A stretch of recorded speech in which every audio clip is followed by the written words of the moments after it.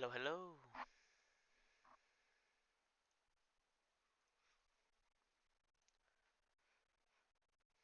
Alright, let me do my roundabouts, make sure sound and all that's working, and then we'll kick it off.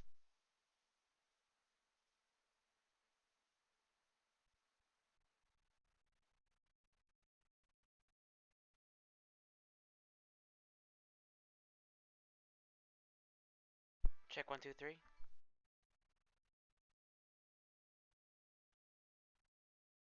Hello, hello, hello.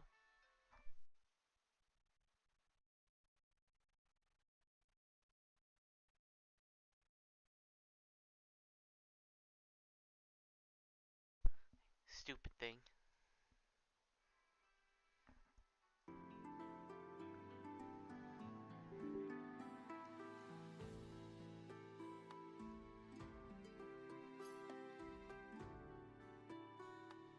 Hello, hello, hello. There it goes.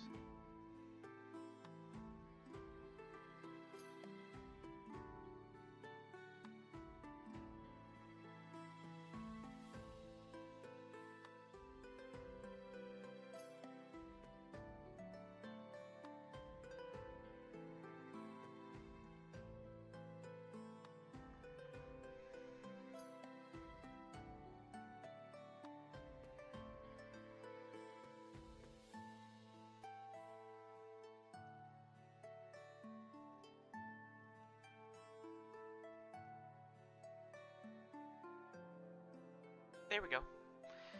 Now we're cooking with gas. Okay. Everything should be working now.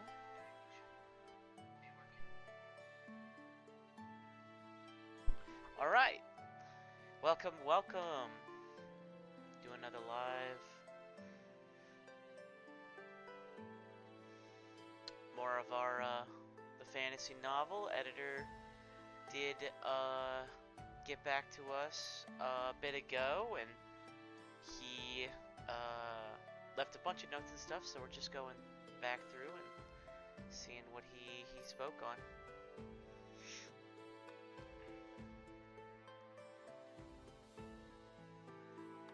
It's pretty exciting getting it back from the editor, you know, that way you can kind of see what they suggested, and then from there you can make your edits and all that, because at the end of the day it's still your book, you know. You can decide whether or not you want to take their suggestions or not, so it's always important to hear out what they have to say. And a lot of times, you know, it's coming from them just wanting you to succeed, so they do that by leaving you plenty of suggestions that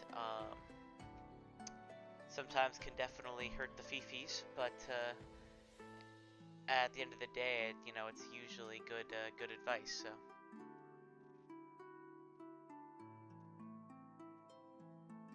So without further ado, let's read some of the edits. This place is dark as hell. I can't see a thing, Charles thinks. He stumbles forward, unable even to see his hand in front of him. He finds a smooth stone wall, cool against his palm and then against his cheek. He leans against it to steady himself, switching the half-empty bottle of bourbon in his hands. He uses the wall to steady himself. How the hell did I get in a cave? Charles continues to stumble forward, in spite of the confusion. I could swear I was in a research camp with my colleagues. How are we going to finish our wildlife study? Frack will give me such shit. Not to mention, Mary is going to scold me for being out alone.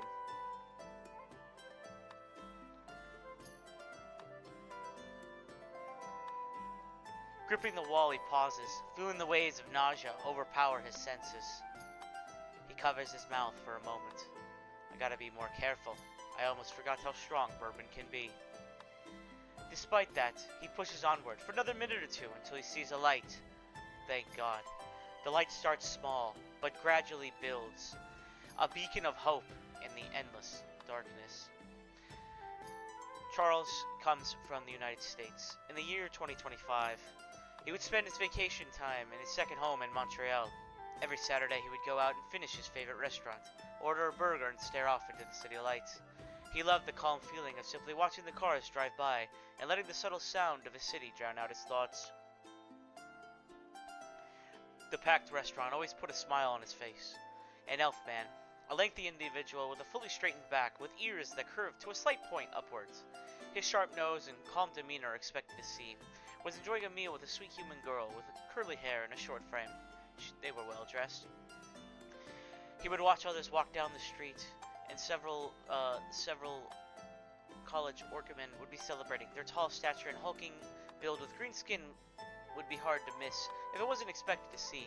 The small ears were a dead giveaway. They were taking pictures of either the city or selfies as they laughed. The college boys' eyes wandered to the half-elf girl in a skimpy outfit. Her mix of human and elven features complemented her well, giving her a subtle grace with every step she took. Her little dog poked out of the expensive bag. She played on her smartphone to ignore them. Unfortunately, Charles may never see his favorite quaint restaurant again. Charles has a mixed-race background, being both half-elf and half-human, which lends to his distinctive appearance. His skin tone is a beautiful combination of white and tan, giving him a warm and attractive complexion. One of Charles's most striking attributes is his captivating sapphire blue eyes. They sparkle with a youthful charm, and he possesses an enchanting quality that draws others in. Charles also possesses a face that excludes charisma. It has high quality. It has a quality that catches the attention of onlookers, causing them to turn their heads in admiration. Perhaps a combination of his unique heritage and distinct features set him apart and snares the attention of those around him. Charles is a man who possesses an athletic build, which demonstrates his commitment to fitness and strength. His well-defined muscles and broad shoulders showcase the hours dedicated to training and maintaining his physique. However, despite his impressive muscularity, he also carries a slight pooch, suggesting he occasionally indulged in his favorite treats or takes a break from his strict diet. The slight belly bulge adds a touch of relatability to Charles' powerful image as a powerlifter, reminding others that even dedicated athletes can enjoy the simple pleasures of life. He's a wildlife biologist with a license to work as a physician's assistant. A well-educated man with the arrogance to boot. Charles loses through the end of the cave to find several men standing in a group, speaking in low voices. He rubs his eyes. The men are clad in medieval armor. Further away, others stand at attention, swords and spears at their sides, along the grassy hillsides. In fact, there are grasslands extending in all directions, which strikes him as odd given his last memory. He was at a campsite in a dense pine forest. Prairie short grass. You shouldn't find that in plant community in a forest. A perplexed expression gives way to one loud laugh, which erupts from him from a yell and a relative quiet. All eyes dart towards the cave entrance. Medieval cosplayers, Charles laughed. You've got to be kidding me. He looks at everyone very perplexed before surmising what's going on. I get it. I've been dreaming and I made up a world in my head. Of course. He laughs. A man turns around to see him. He looks stunned for a moment before showing off an exasperated look. Oh great, another one. Where are you from? Charles looks at the man. A tall, decorous elf who exudes elegance and refinement, retaining a sense of grace in any situation, with short, high, and tight blonde hair, sharp jade green eyes, and a missing left arm. He is on the slim side, but has a chiseled physique. His strength from war is far less bulky than putting on muscle from a gym. From the elegant drapes of his flowing robes to the delicate detail in his military medals and tags, every aspect of his attire is meticulous and chosen, and exquisitely crafted. His fashion sense is both fashionable and modest. While his physical appearance is striking, his demeanor catches Charles' attention. He exudes a vibe like he's been on many battlefields and has a commanding presence. Men who live this lifestyle always have a look that can intimidate anyone who isn't ready. Charles called it the Red Eye. Others know it as the title of 1,000-yard stare. Earth! What the hell you think? Charles says, facetiously. Earth? Oh, Terra, you mean. Great. Send him to his guild. The man waves him off. Guild? Charles asks. Nah, whatever. Just point me in the direction, fake man, Charles says, almost excitedly. The man points in the direction north until realizing Charles is drunk. I will just take you there. What is your name? Charles Mendel, you? Deck Drakage. It's a pleasure. I guess. Alright, lead the way. You know, if the girls don't learn about the cosplay thing, I bet you can pull a lot of tail. Charles chuckles to himself. He pats his long, sooty eyelashes because the sunlight bothers his eyes. They crest the hill and look out at a massive city on the other side. The city is a metropolis that extends what seems endlessly in each direction. The area is teeming with a sea of people living their lives, some never seeing the other side of the massive stone walls surrounding the city. The city is divided into several distinct districts that very plainly explain their purpose. There are areas designated for flight travel, with young men and women learning to fly, others for housing the poor, entertainment districts holding a coliseum or other sports complexes. The city is a conglomeration of many different districts organized by purpose. The market district is the closest to Charles, expanding for miles.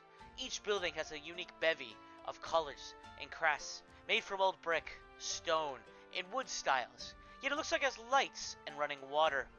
Flashing signs hang from the fanciest of them. The buildings have a medieval feel, as they're somewhat crooked, yet they are enormous and have professional designs.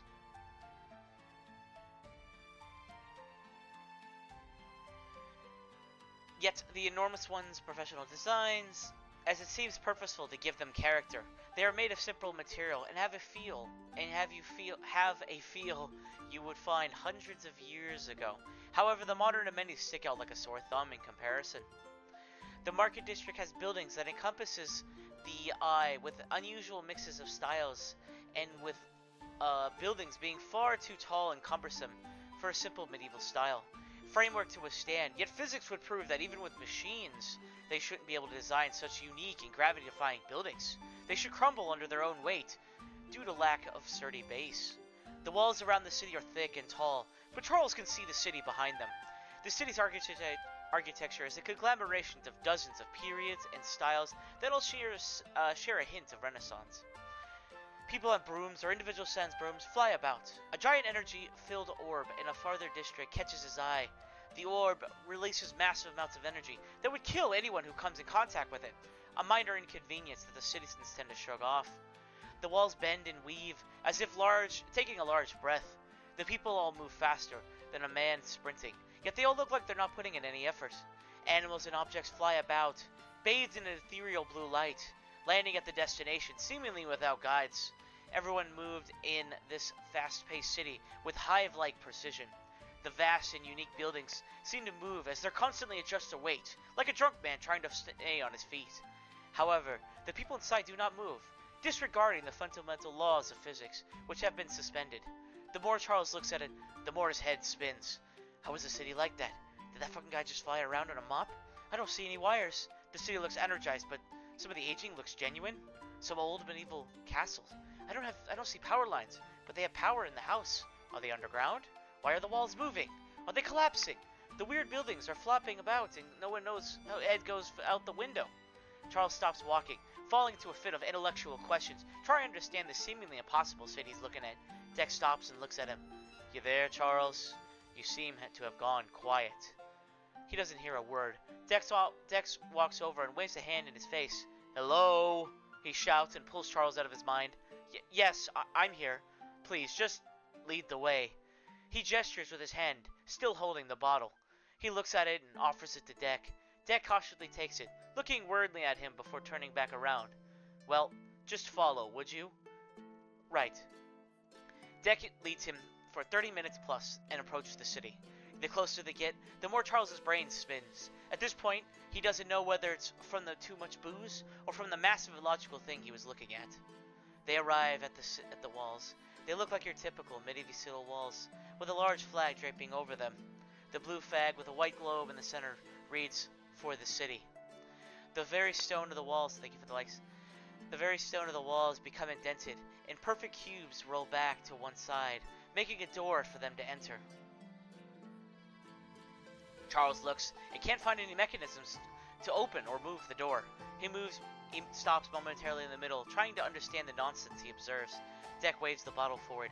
Yes, it is an impressive door. Keep moving. The roads are narrow, but paved. Open enough for people and horses, but not vehicles.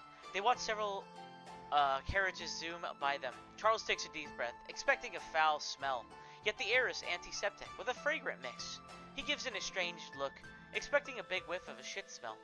The area is well lit, with brick lighting posts on the road's edge. Each one has a small lit blue crystal inside the glass. A human woman waves her hand and pulls a lever, lever. Water comes out of the pole, and she washes her hands. Each building, from businesses to houses, have many blue crystals that power everything he can see. The road is busy with many different people. He sees races he recognizes, but others that throw him off. Small people with beards, or other with half-human, half-animal-looking bodies. Or heads. The windows in the crosswood design, holding smaller pieces of glass in each one. The more extravagant buildings have full window panes. Animals he has never seen. Caught one. Seen. Oops, I can't spell. Seen. Pull or help carry for merchants with large carts or other wood-designed vehicles pulled by the beasts. The large beasts, some scaly, others furry, with happy but scary faces, live about working alongside their owners. Each one is a row of sharp teeth or other self-defense mechanisms. Charles stares at the strange creatures, thinking they looked like a weird mix of dinosaurs and ancient mammals. The area is loud. Many people are yelling for people's attention, far louder than their voices should be able to. It's hard to keep track of any of them as it's so much noise. Deck leads him past the set of buildings and turns the corner to a quieter road. This is one crazy dream, Charles mutters to himself. You are dreaming, Terative Native. You are looking at the magic city. Charles rolls his eyes. Magic? Magic doesn't exist. What kind of nonsense? As he goes to finish, he looks over to see a young orc boy conjure a bird made from energy. It flaps and flies around him. The orc is 8 and looks middle class, wearing a nice collared shirt with shorts. Charles again stops, stunned. He knows magic doesn't exist anywhere on Earth. That should be impossible. Sure, there's fake magic, like the magic shows kids watch, but this is what I saw. But that's not what I saw. What he just witnessed, looks like something out of a movie, not real life. Hey, boy. The boy looks at him without answering. How did you do that? The boy, proud of himself, answers. It's a simple illusion spell. Watch. He twists and turns his hands with magic flowing through and weaving in them. Strings of magic energy created the image in his mind. Show me the image of my inner eye. He pushes his hand out quickly and shoots the energy that nearly instantly builds the image in his mind. A bright, mighty lion with flaming mane roars. Charles turns white, rotating to feet back the deck and continues walking. He scans the buildings, hoping to see something normal in which he could find comfort. He notices subtle shifts of brick, of one of the buildings that keeps the building moving. Several pressure points where simple brick or wood is holding far more stress than it should be able to. With how this dream is going, I bet the most vital points for the building. The smaller wooden buildings look almost rustic, like log cabins, while the massive skyscrapers look like something out of New York City, but built out of brick. Having such opposing styles each other is out of place. The city feels like a conglomeration of so many different styles and sizes that it bothers Charles's mild OCD. Charles feels the fleeting sun's warmth and the wind's chill, but quickly pushes at the back of his mind. I guess I shouldn't drink so much. It's obviously messed with my head, he sparks. Deck doesn't acknowledge him and leads him into a large wooden building. Hey, AP. A hulking woman clad in chest plate exited the door. Oops, I think I had a personal OCD moment and jumped ahead. Charles feels the fleeting sun's warmth and the wind chill, but quickly pushes to the back of his mind. I guess I shouldn't drink so much. It's obviously messed with my head, he smirks. Deck doesn't acknowledge him and leads him to the large wooden building. It seems relatively close to the outskirts of the city. The building is taller than the houses in the area, but smaller than the most business-looking ones. A flag hangs about halfway up to the building, but has no color or insignia. The windows have a cross design, with dozens of windows protruding up, with the plain walls having no design. AP, Deck yells at the door. I got another one for you. The church-like door is massive and thick. It looks heavy to push. Several stone steps lead up to it. A hulking woman clad in a chest plate exited the door a minute later. The armor was a man holding a sword on it. Her sides and the scar that started her left temple and ends at her cheek makes her look intimidating, yet she'd be pretty if she wore dress with makeup. AP is Izzy, but I can take him. Her sweet southern accent represented a rich culture heritage, invoking of front porches, magnolia trees, and sweet iced tea. It conveys a sense of tradition and history, often associated with kind-heartedness, generosity, and a slower pace of life. She feels kind. Thanks, Valagess. He walks close to her. Careful this one. This one seems special. He emphasizes special. We all do on the first day, Deck. No need to be mean. Valadris says, still holding a smile. Deck then turns back to him. Okay, she will help you from here. I'll see you around, Charles. I guess. His monotone nature resembles a cashier at the end of a long shift. Charles gives a courteous smile, showing his dimples. Other people would embarrass him when they pointed it out, but it granted him a killer smile. Charles walks over to Valadris while Deck leaves, looking away. Deck doesn't catch a slight smile from Deck. Deck takes a swig of the bourbon. Damn, that's got some power behind it. But I like it. So when do I wake up? I gotta get back to work, Charles says jokingly. She loses her smile for a moment. Sorry, but this ain't a dream. Welcome to Terraria. What? No, seriously, no. He says, laughing again at the crazy concept.